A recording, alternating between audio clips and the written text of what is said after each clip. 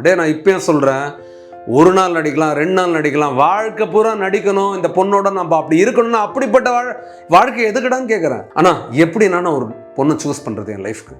நான் தம்பி இப்பயும் சொல்கிறேன், நீ லவ் பண்ணணுன்னாலும் சரி, கல்யாணம் பண்ணாலும் சரி, இந்த விஷயத்த மைண்டில் வச்சுக்கோ.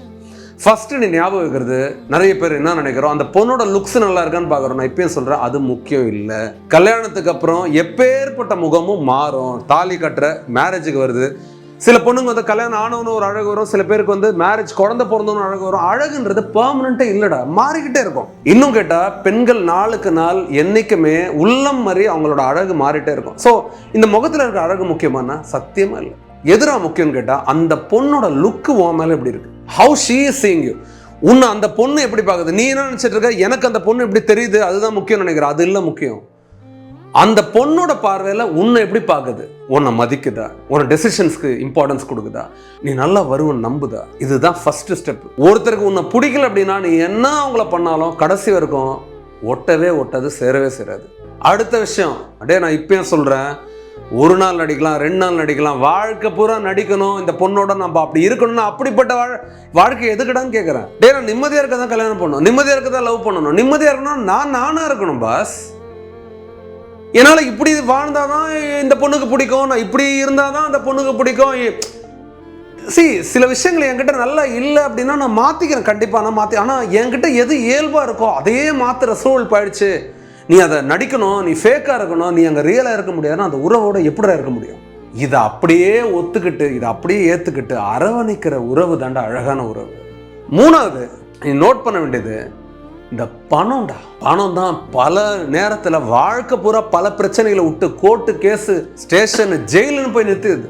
திரும்ப திரும்ப திரும்ப தன்னோட ஸ்டேட்டஸை பற்றியும் தன்னோட மணியை பற்றியும் பேசிட்டு இருந்தா, நான் இப்பயும் சொல்கிறேன், நம்ம எந்த ஸ்டேட்டஸ்லேயே குறைஞ்சிடல, நம்ம நல்ல ஸ்டேட்டஸ் தான். ஆனால் இது ஸ்டேட்டஸ் இல்லை, இது வந்து நம்மளோட உழைப்பு, நம்ம முன்னேறி இருக்கும். உண்மையான ஸ்டேட்டஸ் எதுனா மனசு தான்.